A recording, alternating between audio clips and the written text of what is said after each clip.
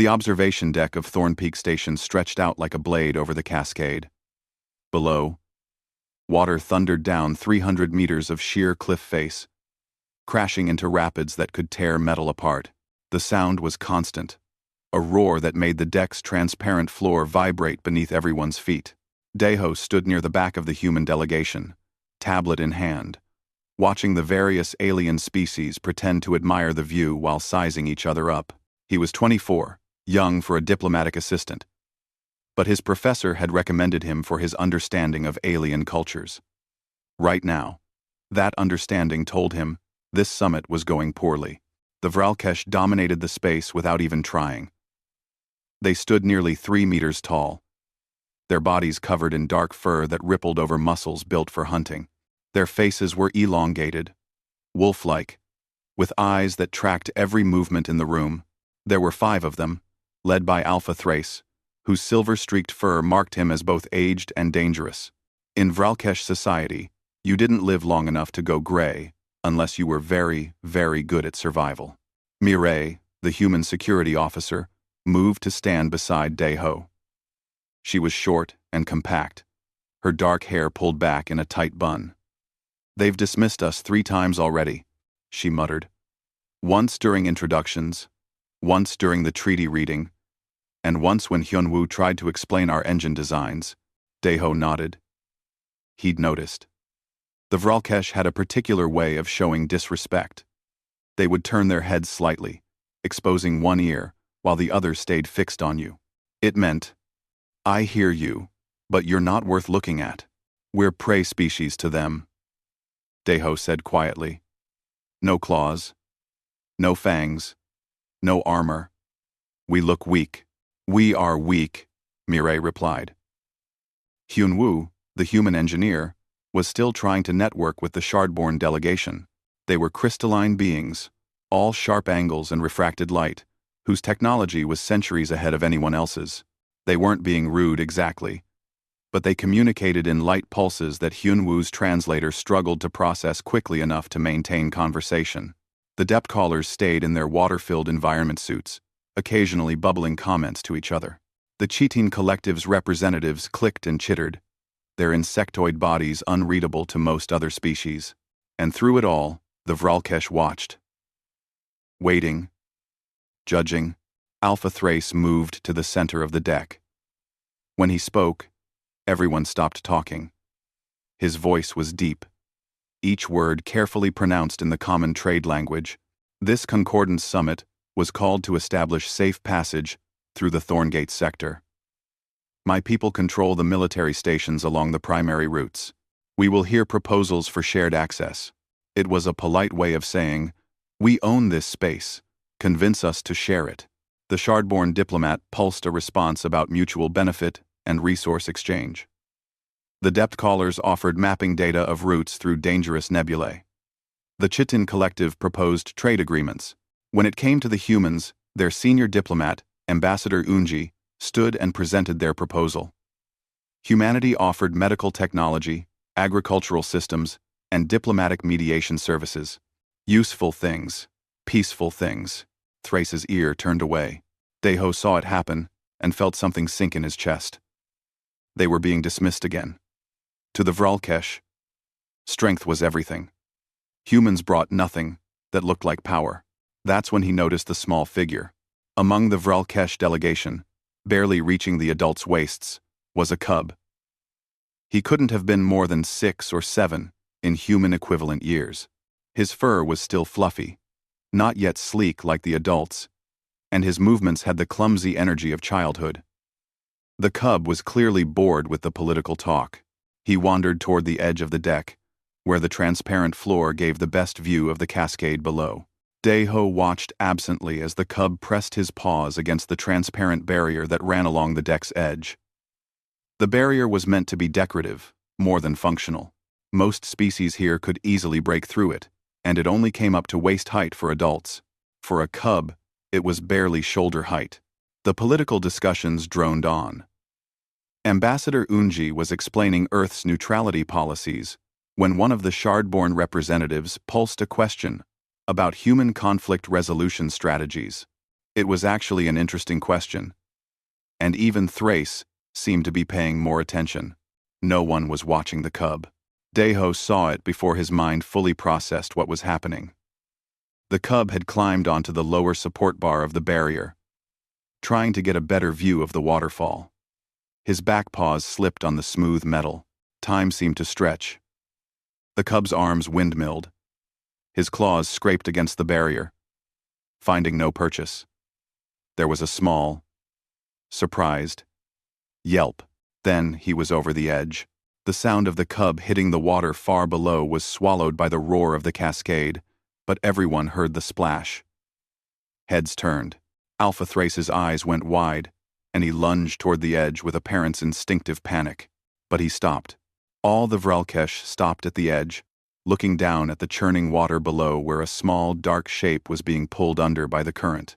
Deho saw the calculation happen in their eyes. Vrelkesh were heavily muscled, their bones dense and strong.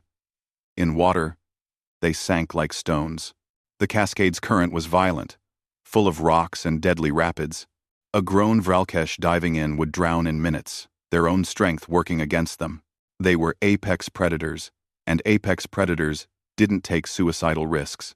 The cub surfaced once, a tiny head bobbing in the white water, already 50 meters downstream. He went under again. Thrace was making a sound Deho had never heard before, a high-pitched keen of distress. The other Vrelkesh were scanning the area, looking for ropes, for tools, for any solution that didn't require entering that water. The Shardborn couldn't help. Water would dissolve their crystalline matrices. The Depth Callers were in environment suits. The Chitin Collective couldn't swim. Deho didn't remember deciding to move.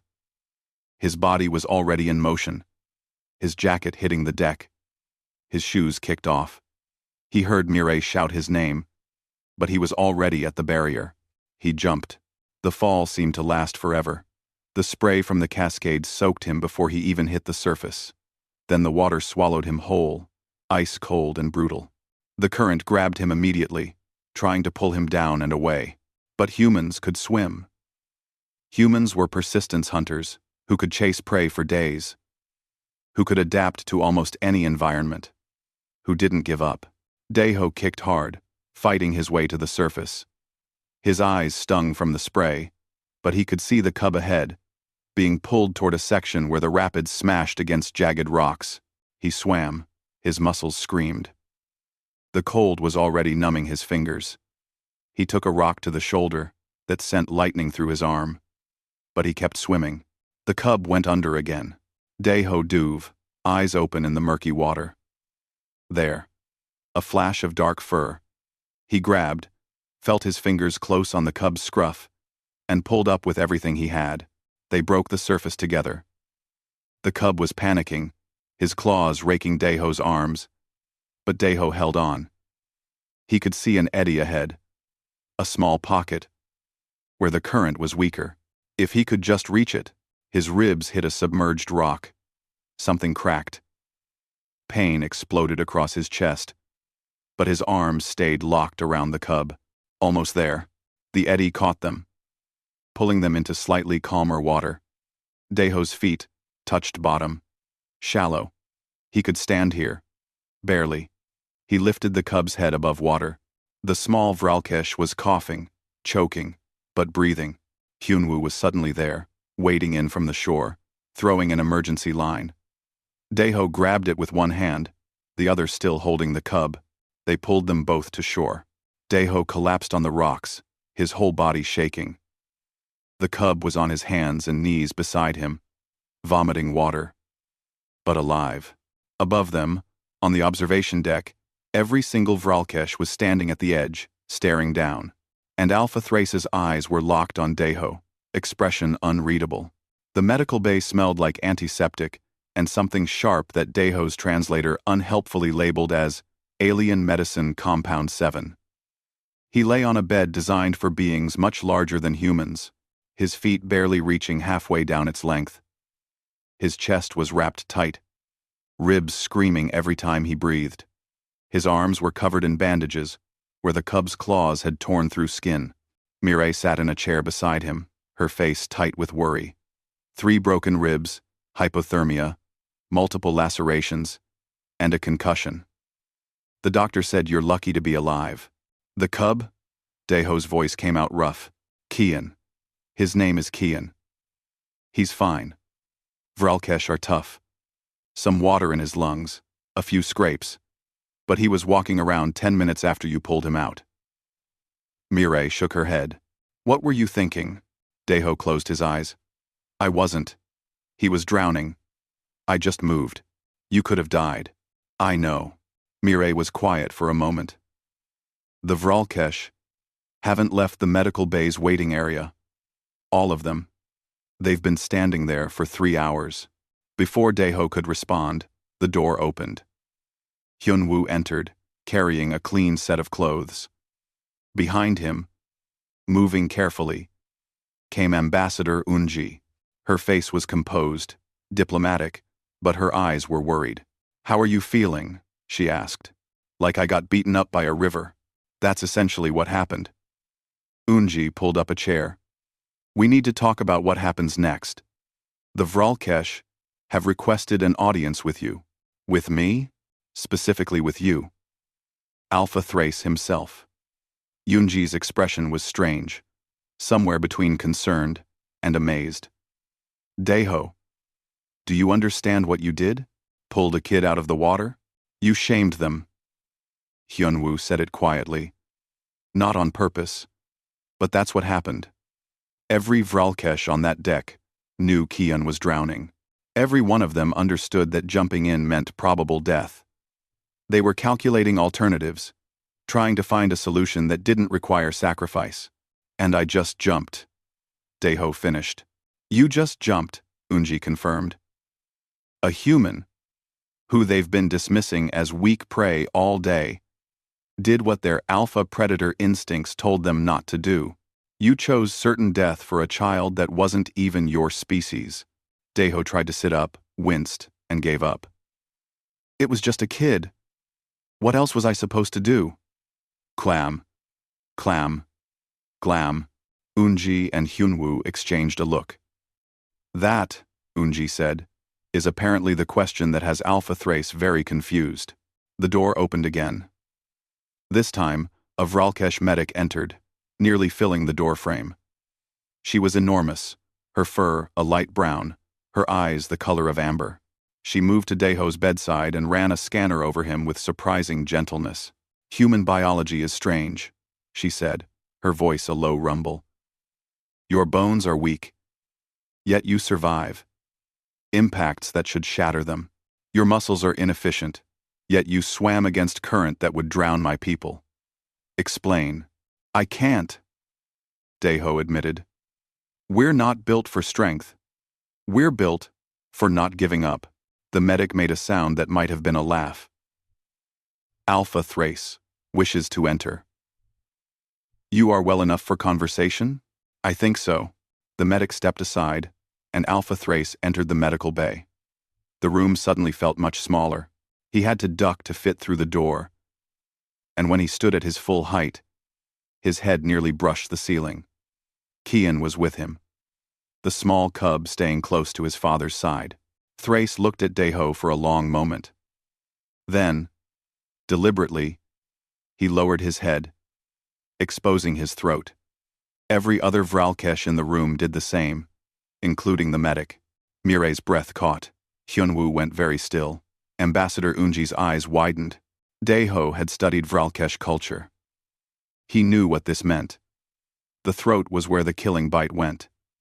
To expose it was to offer your life. It was a gesture of complete submission, of absolute respect. Alphas didn't do this. Ever. I don't understand, Deho said. Thrace raised his head. His eyes were intense, searching. That is the problem. I do not understand either. You saw my son falling. You calculated death probability? No. I just saw a kid drowning.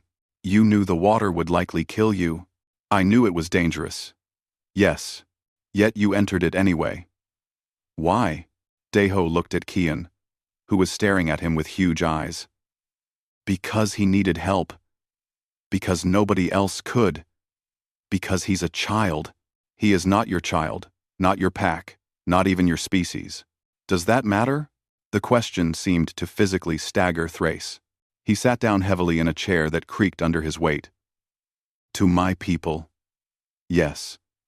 We protect our pack. We calculate risks for our pack. We sacrifice for our pack. Not for outsiders. Kian moved forward suddenly, breaking away from his father. He approached Deho's bed cautiously, the way a child approaches something precious.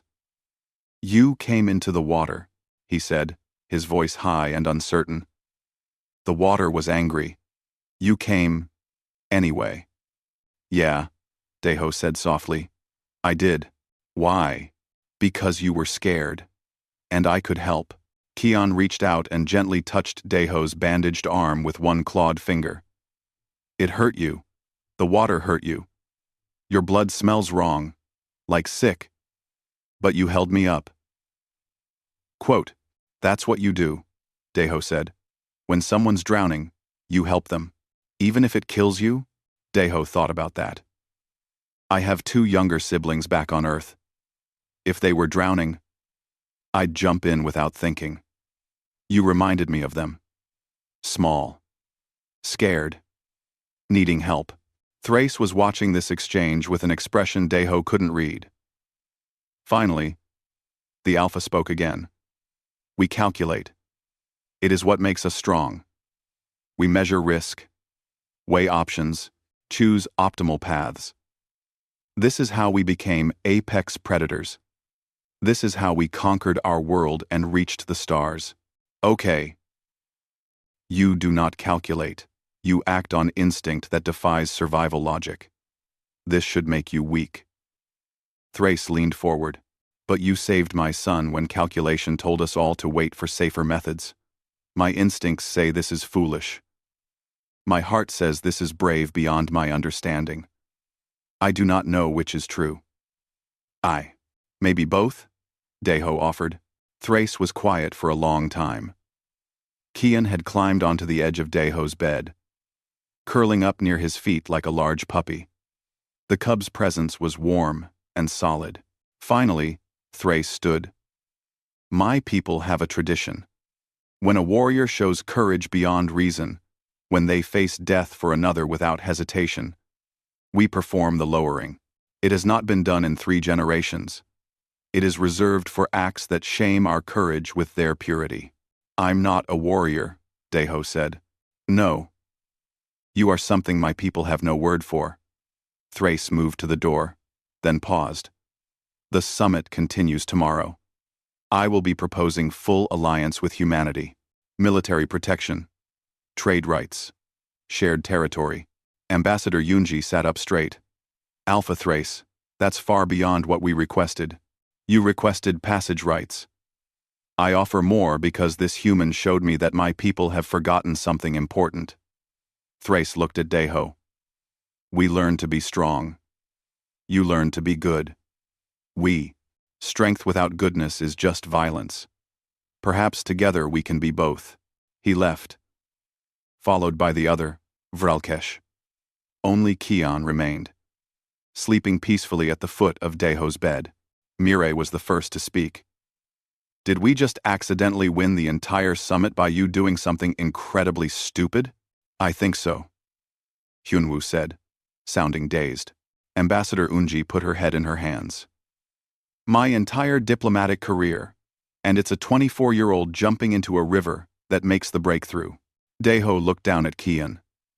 The cub was snoring softly, his small body rising and falling with each breath.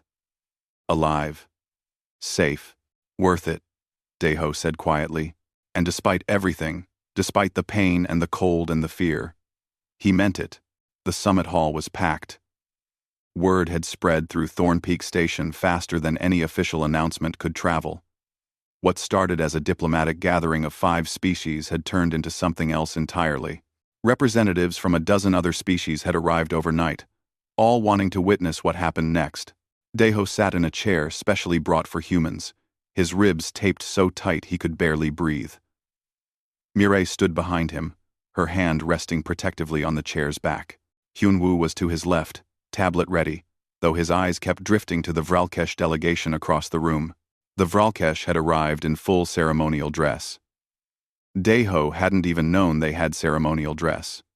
Their fur was brushed to a shine, and each wore a sash, woven with silver thread that caught the light.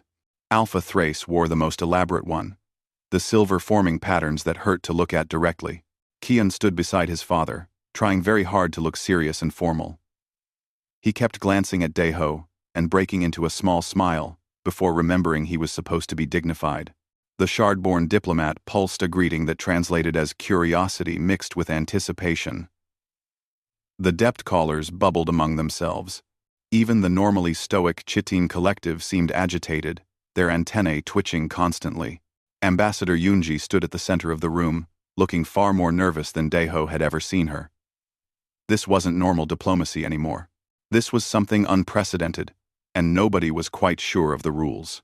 Alpha Thrace rose. The room fell silent instantly. 3 days ago, this summit was called to discuss passage rights through the Thorngate sector. He began. His voice carried easily, each word precisely placed. My people came here believing we understood strength. We believed our calculations, our military might, our control of strategic space, made us the dominant force in this region. He paused, his eyes sweeping across the assembled species. Yesterday, my son fell into the cascade. The water there is deadly. Cold enough to stop a heart. Current strong enough to crush bone against rock. My people looked at that water and calculated the cost of entering it. We measured the probability of survival. We determined that immediate action would result in 2 deaths instead of 1. The room was absolutely still. Even the constant hum of the station's life support seemed to have quieted. We were calculating how to retrieve my son's body when this human dove into the water. Thrace gestured toward Daeho. Every eye in the room turned. Daeho wanted to sink into his chair. Daeho of Earth did not calculate. He did not measure probability. He saw a child drowning, and he acted. He entered water that should have killed him. He fought current that broke his bones. He held my son above the surface when his own body was failing. Thrace moved forward, walking across the open space until he stood directly in front of Daeho. The massive Vralkesh towered over the seated human. I have led my people for 20 cycles. I have fought in wars. I have made decisions that saved thousands, and decisions that cost hundreds their lives. I believed I understood courage. Thrace's voice dropped lower. I was wrong. He turned to face the room again. But his next words were clearly meant for everyone. Courage is not the absence of fear. It is not the calculation that determines you will survive. True courage is knowing you will likely die and choosing to act anyway because it is right. Thrace looked back at Daeho. My people have forgotten this. We became so good at calculating survival that we forgot why survival matters. The Vralkesh Alpha took a deep breath, and then he did something that made several species gasp. He dropped to one knee, bringing himself down to Daeho's eye level. Behind him, every Vralkesh in the room did the same.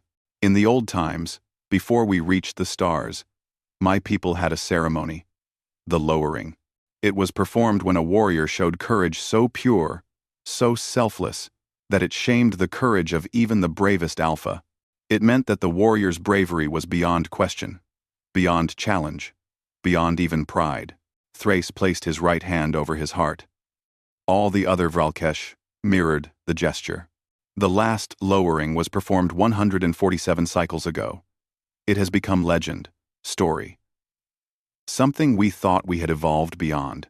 He bowed his head, exposing his throat completely. The other Vralkesh followed, and the sight of dozens of apex predators voluntarily showing their most vulnerable spot sent a shiver through the watching crowd. Daeho of Earth, you dove first. You carried my son out. You did what we could not. Not because you were stronger, but because you were better. We lower our heads to you. We acknowledge that humanity possesses something my people lost in our climb to dominance. Daeho's throat felt tight. He'd prepared a speech, something diplomatic and appropriate, but looking at these powerful beings humbling themselves, the words disappeared. "I just helped a kid," he managed. "Exactly," Thrace said, raising his head. "You helped a child that was not yours, of a species that had shown you nothing but dismissal and disrespect, knowing it would likely kill you. You did this because you saw a person who needed help." He stood, and the other Vralkesh rose with him. "This is what we have forgotten. This is what humanity remembers. That goodness is a strength unto itself." Kian suddenly broke ranks, running across the space to throw his arms around Deho's legs. The cub was crying, his small body shaking. "You came into the water," he kept saying. "You came into the water for me." Deho reached down carefully, his ribs protesting, and put a hand on Kian's head. "Of course I did." Thrace's expression softened as he watched his son. "Kian has asked to be placed under your protection.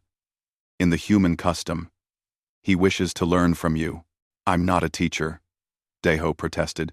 "You taught my people more in one moment than we have learned in generations. I think you will teach my son well." "If humanity accepts our offer of alliance, Kian will serve as cultural liaison. He will learn your ways, and through him, my people will understand." The Shardborn diplomat pulsed a question. The translator rendered it as, "What did the humans see that we all missed?"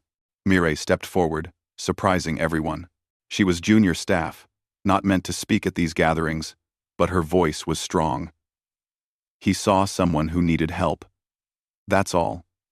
Everything else was just details." "But the risk," the Depth Caller ambassador bubbled. "The calculation showed death probability at 93%. Humans are bad at math when kids are involved," Hyunwoo said, and there was something like pride in his voice. "We don't calculate. We just help." The Chitin Collective's queen spoke, her voice clicking through the translator. "This is inefficient. This is illogical. This defies optimal survival strategy." "Yes," Thrace agreed. "And it is exactly what this galaxy needs." He turned back to the assembled species. "I called this summit to establish trade routes. I believed military strength would determine the outcome. I was preparing to demonstrate Vralkesh power, to remind you all why we control this sector." The silver-furred Alpha's expression was thoughtful now, almost gentle. Instead, a human half my size showed me that power without purpose is empty. Not just trade routes. Full alliance. Mutual defense. Shared resources. And humanity leads it. The Shardborn diplomat pulsed, a statement more than a question. "Humanity provides the moral compass." Thrace corrected. "They see what we calculate past. They help when we determine it's inefficient. They dive when we measure the depth." He looked at Deho again. "Together, we can be strong and good. Apart, we are just strong." Ambassador Yunji found her voice. "Alpha Thrace, this is far beyond our expectations. We came here asking for safe passage. You're offering to reshape the political structure of this entire sector. Because yesterday I watched my people fail our most basic duty as living beings. We watched a child drown and did nothing." Thrace's voice hardened. "Never again. Humanity has shown us the way back to honor. We would be fools not to follow." The vote was unanimous. Every species present agreed to the expanded alliance, with humanity given equal authority to the Vralkesh, despite their lack of military power. Later, as the formal sessions ended and species began discussing details, Kian stayed glued to Deho's side. The cub had started calling him First Water, and the name was already spreading among the Vralkesh. "Does it hurt?" Kian asked, pointing at the bandages. "Yeah," Deho admitted, "but it's getting better. I'm sorry I fell." "Don't be. Kids fall. That's what kids do. Adults are supposed to catch them." Kian thought about that. "Even adult aliens? Even when the kid is a different species?" Deho smiled. Especially then. Thrace approached, his massive form somehow less intimidating now. You have given my people a gift. Not just my son's life. You reminded us who we wanted to be, before we forgot ourselves in pursuit of strength. I really just jumped in a river, Deho said. You dove first, Thrace corrected. You will find that makes all the difference. 3 weeks after the incident at the Cascade, Deho still couldn't walk through Thornpeak Station without being recognized. His ribs had healed enough that he could move without wincing, though the scars on his arms from Keon's claws would be permanent. The cub had cried when he saw them, but Deho told him they were good scars, the kind that told a story worth remembering. The station had transformed. What was once a lonely outpost on the edge of nowhere had become the busiest hub in the sector. Ships arrived daily, bringing diplomats and merchants and scientists, all wanting to be part of the new alliance. The humans called it the Concordance. The Vralkesh called it the Pack of Many Teeth. The Shardborn had a light pulse name that roughly translated to the gathering that should not work but does. Deho sat in the new human quarters, considerably more spacious than their original rooms, reviewing reports with Mireille and Hyunwoo. Keon was curled up in a chair nearby, working on his human language lessons. The cub spent most of his time with the human delegation now, soaking up their culture with the enthusiasm only a child could manage. The numbers don't make sense, Hyunwoo said, scrolling through production data on his tablet. The Vralkesh have redirected 40% of their manufacturing capacity to building joint species ships.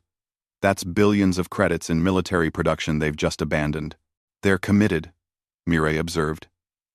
Thrace wasn't exaggerating when he said, "We changed their perspective. It's not just them," Deho added, pulling up another report. The Shardborn have opened their educational facilities to other species for the first time in their recorded history. The depth callers are sharing navigational data they've kept secret for centuries.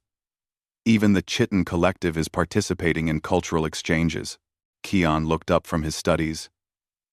Because you dove first water. Everyone wants to be like humans now. Grating Ma. That's not exactly right, Deho said gently. They don't want to be like us. They want to remember the parts of themselves they forgot. A chime at the door interrupted them. Mireille opened it to find Alpha Thrace standing there, his massive frame filling the corridor. Behind him were 2 other Vralkesh that Deho didn't recognize, their fur marked with military insignias. We need to talk, Thrace said, his tone serious. Somewhere. Private. They moved to a secure conference room. Once the door sealed, Thrace's formal posture relaxed slightly. The summit was not only about trade routes, he said. I must tell you the full truth now. Deho felt something cold settle in his stomach. Go on. 6 months ago, our deep space monitors detected something. A fleet, moving through the outer territories, consuming everything in its path. Planets stripped to bedrock. Stations disassembled for raw materials. No communication, no negotiation. Just consumption. One of the military officers stepped forward, projecting a hologram. It showed a swarm of ships, thousands of them, moving like locusts through space. We call them the Devourers. They appeared from beyond our mapped space. Initial projections suggested they would reach this sector within the year. We tried to fight them, the other officer said, her voice bitter. The Vralkesh sent a battle fleet. 300 ships, the finest warriors in our armada. We lost contact after the first engagement.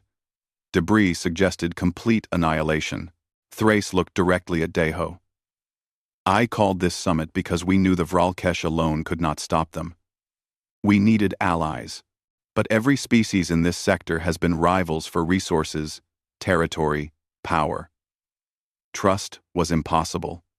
We were going to die separately because we could not unite. And then I jumped in a river, Deho said quietly. And then you showed us that unity was possible. That different species could care for each other.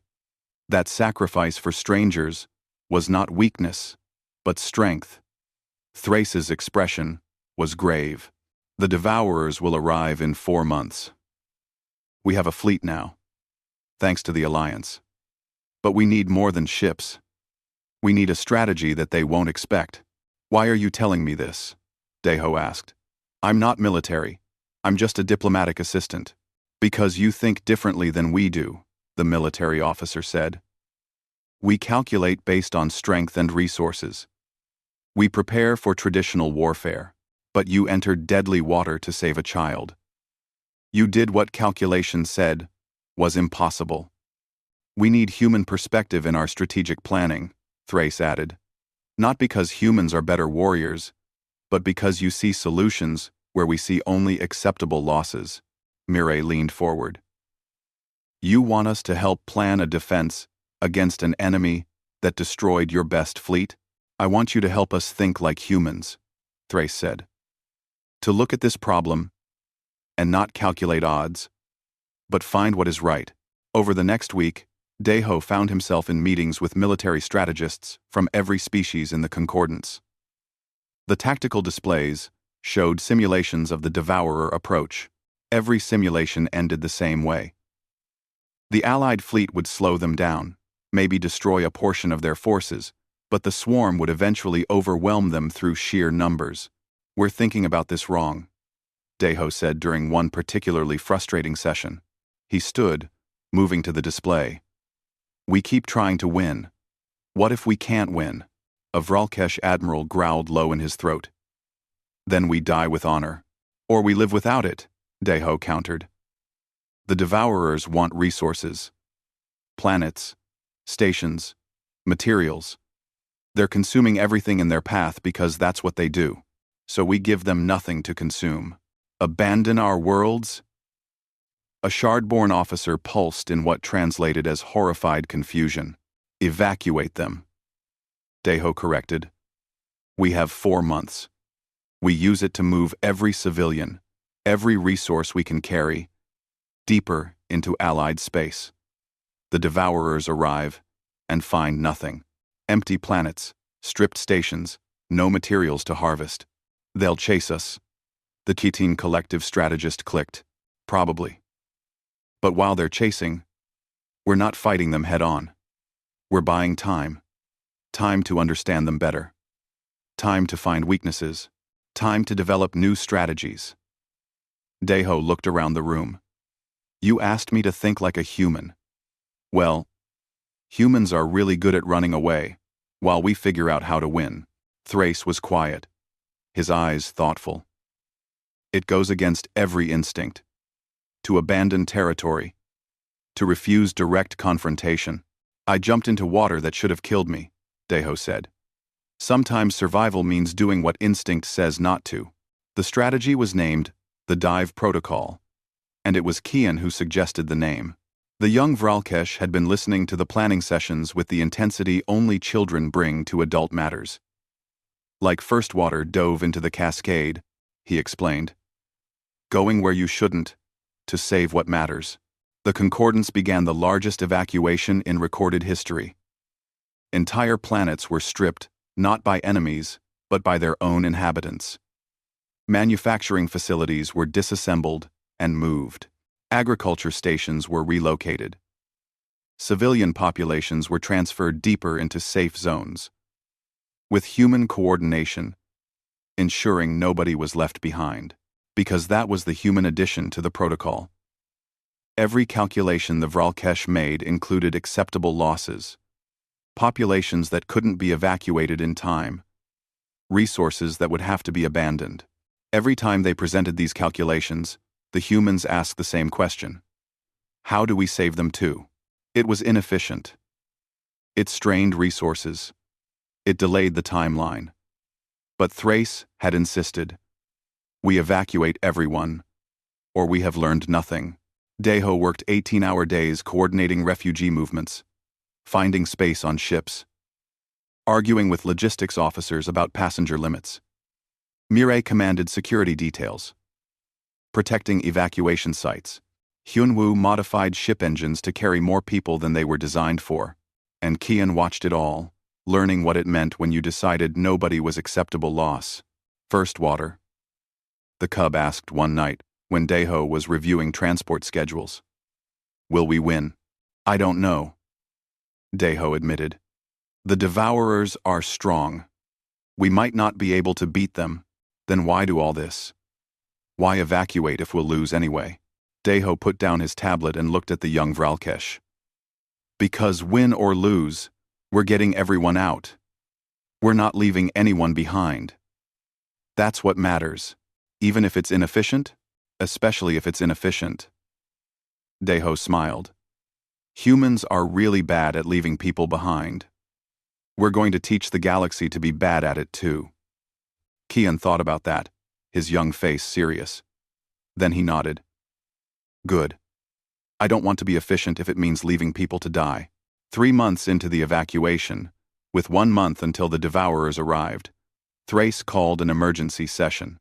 Deho arrived to find the war room filled with grim faces. Long-range scouts have new data, Thrace said. The Devourers are moving faster than projected. They'll arrive in 2 weeks. 2. We're not ready. A depth caller admiral bubbled. 40% of the evacuation is incomplete. Then we have 2 weeks to complete it, Deho said. We move faster. We work harder. We get everyone out. It's mathematically impossible. A Shardborn logistics officer pulsed. So was jumping into the cascade. Deho replied. We're doing it anyway. The Devourer fleet emerged from hyperspace like a plague. Sensors across the concordant space lit up simultaneously, tracking thousands of ships that moved with the coordinated precision of a hive mind.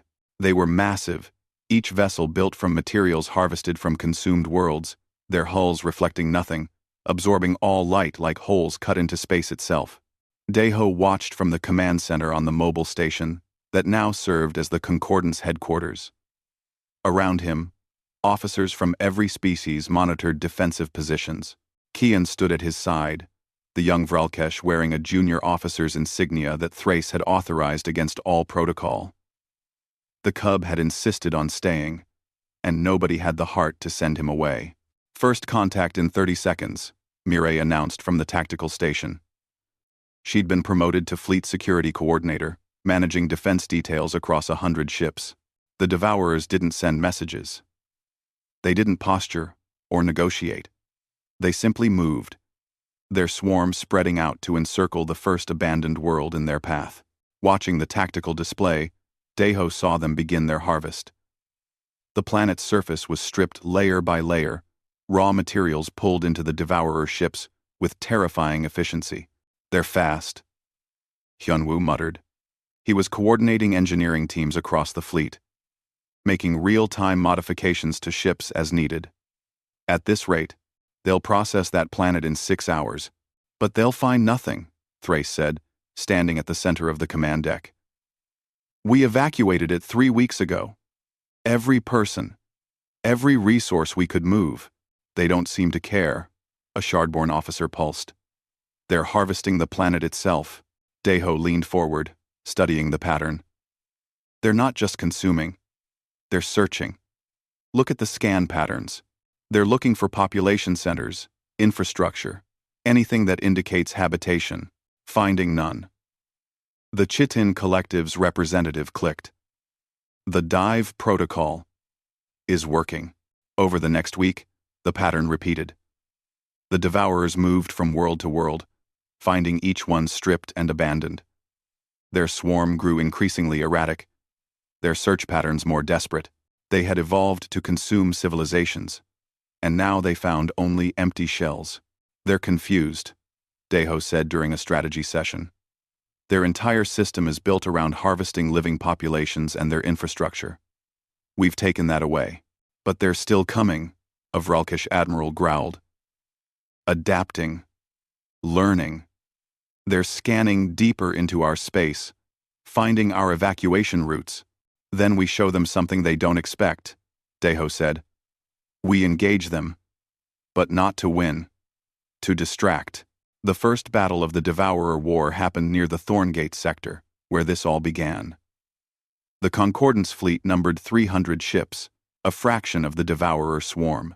But they weren't fighting to destroy the enemy. They were fighting to buy time. Human tactical doctrine transformed the engagement. Instead of traditional formation warfare, the Concordance ships moved in small groups, harassing Devourer vessels, and then retreating before they could be overwhelmed. They targeted scanning equipment, communications nodes, anything that would blind the swarm. "We're mosquitoes," Mireille explained to her security teams. "We bite, we run, we bite somewhere else. We don't try to kill the giant. We just make it bleed." And while the fleet kept the Devourers busy, the evacuation continued. Civilian transports moved under the cover of battle, carrying refugees deeper into safe territory. Humans coordinated the logistics with the kind of stubborn refusal to accept defeat that was becoming their trademark. Keon served as a runner, carrying messages between command stations when communications were jammed. He moved through the chaos with the fearlessness of youth, not yet understanding that he should be terrified. During one particularly intense engagement, a Devourer strike team broke through the defensive line, targeting a civilian transport convoy. The convoy was slow, packed beyond capacity with refugees from a dozen species. They wouldn't be able to outrun the attackers. Deho watched the tactical display, saw the inevitable calculation. The convoy would be destroyed. 3,000 civilians would die. Acceptable losses to save the greater population. "No," he said. "The numbers don't work," a logistics officer started to say. "I don't care about the numbers." Deho turned to Mireille. "How many ships can we divert to protect that convoy? Diverting ships means weakening our defensive line. We could lose more people if the line breaks." "How many ships?" Mireille looked at him, and something in her expression shifted. She'd been with Deho at the Cascade. She'd seen him jump. 15 ships, if we pull from the northern arc. Do it." The order went out. 15 Concordance ships broke formation, racing to intercept the Devourer strike team. They were outnumbered, outgunned, but they bought time. The civilian convoy escaped, all 3,000 refugees safe. The defensive line held. Thrace approached Deho after the engagement, his expression unreadable. "That was a calculated risk. We could have lost everything." "But we didn't lose those 3,000 people," Deho replied. "Is that how humans make all decisions? Based on who you can save rather than overall survival probability?" "Pretty much, yeah." Thrace was quiet for a moment. Then he placed a massive hand on Deho's shoulder. "We have much to learn from your species." The war continued for 3 months. The Devourers adapted, but so did the Concordance. Every engagement was a lesson. Every retreat, a strategic repositioning. And always, the evacuations continued. Humans became the conscience of the fleet, the voice that asked, "Who are we leaving behind?" Whenever calculations suggested abandoning populations. Keon grew up fast during those months. He learned to read tactical displays, to coordinate communications, to see the individual lives behind every blip on the screen. He started calling himself Deho's shadow, and nobody corrected him. The turning point came when a human scientist named Boyoung made a discovery. She'd been analyzing Devourer ship compositions and found something everyone else had missed. The ships weren't just harvesting materials. They were converting them into more ships. The swarm was a self-replicating system, growing stronger with every world it consumed. "They need raw materials to reproduce," Boyoung explained to the command staff. "Without resources to harvest, they can't build more ships. We're not just evacuating our people, we're starving the swarm." "How long can they sustain themselves without new resources?" Thrace asked. "Based on their consumption patterns, they're already running low. Another 2 months, maybe 3, and they'll need to retreat to find new harvesting grounds. We can outlast them," Deho said slowly. "If we keep running, keep denying them resources, keep evacuating ahead of their advance." "It's not a glorious victory," a Vralkesh admiral said. "No," Deho agreed. "But everyone survives. That's the victory that matters." The dive protocol evolved. The Concordance didn't fight to win anymore. They fought to delay. They evacuated every world in the Devourer's path, leaving nothing but empty rock and metal. They engaged the swarm in hit-and-run attacks that cost the Devourers resources without decisive battles. It was exhausting. It was expensive. It saved everyone. 2 months later, long-range scouts reported the Devourer fleet was withdrawing. Their ships were breaking formation, scattering to find new harvesting grounds in undefended space. They'd learned that this sector was defended by species that valued survival over territory, people over pride. The war room erupted in celebration when the news came through. Deho found himself surrounded by beings from a dozen species, all of them thanking him, praising the human perspective that had saved them all. Keon fought through the crowd to reach him. The cub had grown over the past months, his fur coming in sleeker, his movements more coordinated, but his eyes still held that same wonder from the day Deho had pulled him from the cascade. "We won," Keon said. "We didn't fight the way they expected. We dove instead. We survived," Deho corrected. "That's better than winning." Thrace approached, and the crowd parted for the Alpha. He looked tired, older than he had 6 months ago.